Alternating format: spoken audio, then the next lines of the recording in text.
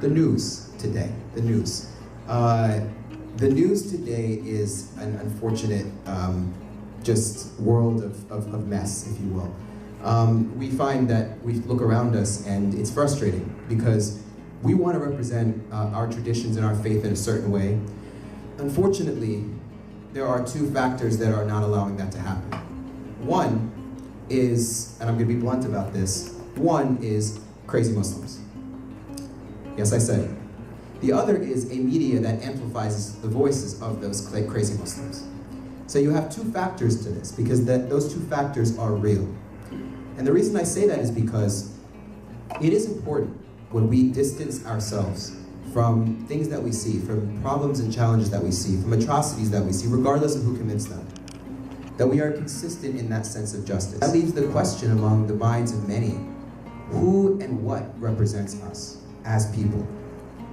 Now in the last 6 months, and this is obviously, the turmoil that happens in the world has been going on for years and years, and we can spend till the end of eternity talking about how that turmoil came about, the policy decisions that got us to where we are in part, all of these things that are definitely points of consideration, right? You look around the world and obviously there is a lot of strategic interests, as they call it, that are all around the world. Let's be real, that's the truth. As a community are in a situation where we are often held to account for things that are not our responsibility. We did not commit these atrocities that are happening around, and yet we're told to answer for them. And it seems like an unfair thing. How many of you have gotten questions where you're just like, really, what do I have to do with this? If you've gotten that type of a question, raise your hand. Okay, it's hard to answer because, I get this all the time. Being someone who's out there a lot, I remember, I'll never forget, I gave a talk one time at an interfaith program. It was at the Jewish Community Center in New York City, in Manhattan, and I was kind of the Muslim voice, if you will. And it was not a non-traditional interfaith program. It was very open. I'm not a fan of the ones that are just so, I've said this a lot in a lot of my speeches, boring. I like the ones that are actually engaging and interesting, and I try to be that voice as much as I can. And I finished, the talk was about, I think, coexistence through charity, and doing good works for those in our country, in the United States, that are basically suffering at the hands of poverty. And there's a lot of that. And of course we mentioned things like Hurricane Katrina and the aftermath of that, and obviously joblessness, et cetera, et cetera. That was part of the talk, and it was really, really a good talk. My God, the first question that I got in the Q&A, and he got up and he said, well, that's all well and good, son, but do you condemn the terrorists? I swear to God, it was the first question that he asked. He goes and he says, that's all well and good, but do you condemn the terrorists? And I have no objection to condemning the terrorists, I do, but I'm sitting there and I'm like, what talk were you listening to? Are you serious right now? Like, are you kidding? So, I went into a whole diatribe about the terrorists, of course, but the point is it distracted me because I was like, the fundamental thing was to say that my faith teaches, and it does, this type of charitable giving and this type of honoring and respecting of a human being and of a citizen. I don't know what part of that he missed. But unfortunately, that is what people see, that is what people hear, that is what they know. How many of you read the news online, like Google News, and you read articles and stuff? Raise your hand. Yeah, my first routine when I wake up and I have my coffee is to go on Google News. It's the worst thing I could ever do, but I do it every day. And I'm addicted. I don't know, it's like Google News keeps calling me, right? Because I want to know what other crazy thing happened in the world, as if there isn't enough. So I go to Google News and I read the headlines, and I often read the comments. And I think the comments are really what get me. It's not even the news as much as the comments. And any time that there is an article that relates to Muslims and Islam, etc., you'll always find, unfortunately, some of the most unfortunate comments underneath. I don't encourage anybody to just get involved in fights with people on these comment threads. It's not worth it. In fact, unless you're going to say something constructive and productive, don't say anything at all. But that being said, report the comments. No, freedom of speech, brother. But the point is, you could also, if they're violent, yes, I encourage you to report them. So, but the point is that you're in a situation where you're reading these comments and you're seeing them, and even when there's a positive news article, I was actually invited to do an NBC interview today. I couldn't do it because of scheduling. Thankfully, we got someone very good, even better than me, to replace me. I remember that when I was talking to the producer, they were like, the interview was essentially about what's happening in Iraq, and kind of getting some, I hate to say the word, mainstream Muslim voices to figure, to just explain it. to try to bring some light to this confusion, he told me straightforward. He said, we're getting calls from people, we're getting criticism from people. Whenever we produce something that's somewhat balanced, if you will, we get so much hate. We get so much criticism. We get people who are telling us that we're biased, we're in favor of the Muslims, we're in the Muslim pocket, we're in this, we're in that. But on the other hand, and this was in part of our extended conversation, he said, when we do something positive, and this is where everyone here comes in, we don't get much of a reinforcement. We don't get much of a reinforcement. We need to be diligent about these things. We need to be willing to step up to the plate and to be able to say, you know what, wow, that was a great feature. Don't just expect that it's just gonna happen. If you see a good feature on Muslims or Islam, I guarantee you're gonna see 90% negative comments underneath.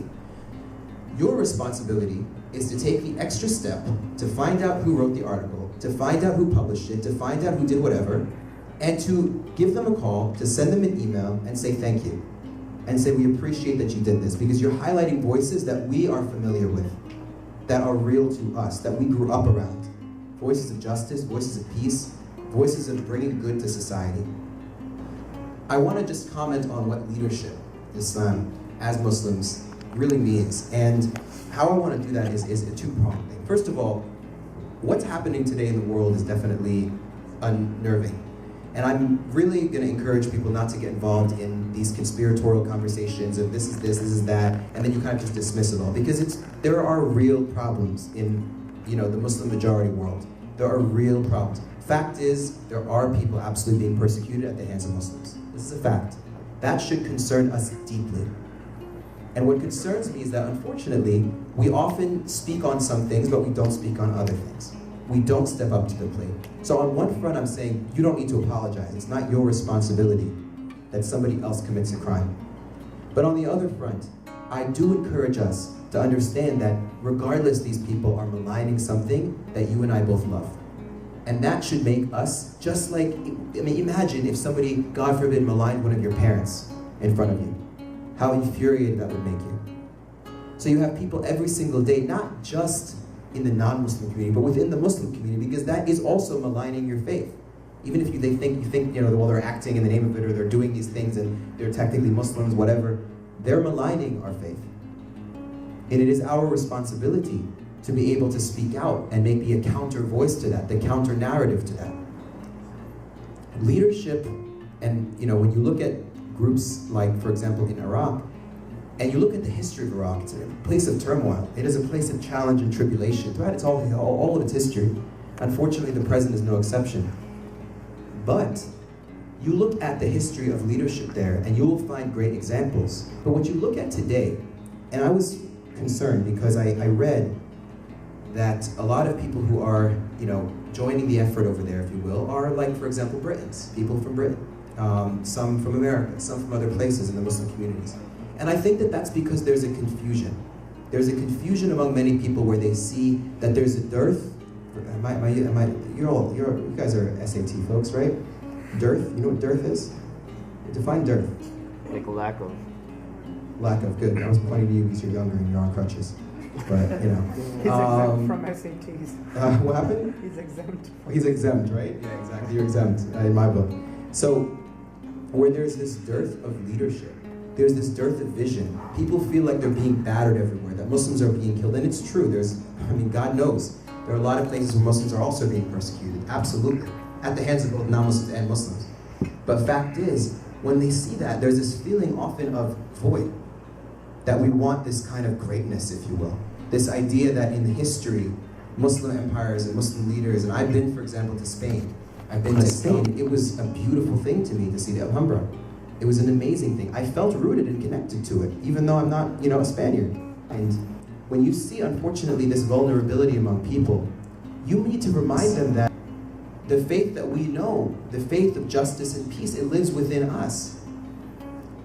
And I myself, in the course of my work, I've spoken to youth who have this sense of confusion. I had one person who messaged me, and I kid you not, telling me, you know what, brother Sami, he was like, if you read the hadith, you find that there's this hadith about these, the people with black flags, and they will come, and this is the people of the Mahdi. Do you think? That was his question, I kid you not. But point being, I was stunned by this question. I'm not a scholar, but I was definitely stunned by this question, and I was able to give a good response. Because let's be clear on that. I mean, they know that hadith too. This convenient use of black flags. But fact is that when you read these and you hear these things, it makes you want to learn really about what Muslim leadership is all about. So I want to give you an example of what Muslim leadership has been about in history. How many of you have heard of a man by the name of Salahuddin? Okay, everybody has. Salahuddin al-Ayyubi. Very few people know his background, his story. For the record, he was born in Iraq. Okay, he was from a Kurdish family. He was born in Iraq. I mean, it's interesting coincidence that considering what's happening today. But he was no member of ISIS, let's be clear. In his character, in his actions, in who he was as a leader, in who he was as a Muslim, in who he was as a Kurd, in who he was in everything that he did. So I want to read you an excerpt, because I took the time and I divided up the story that I found, and I want to read you an excerpt of the story, because I think it's really important to know more about him than he's just, oh, he was a cool guy. Some people name their kids after him, or whatever it is. He had a really rich story, and I'm not going to give you the whole biography because it's long, but I want us to recheck what it really means to be a quote-unquote a great leader. Okay? So I'm going to begin, and we're going to story time. So I'm going to actually read it out to you, and we'll discuss it a little bit together.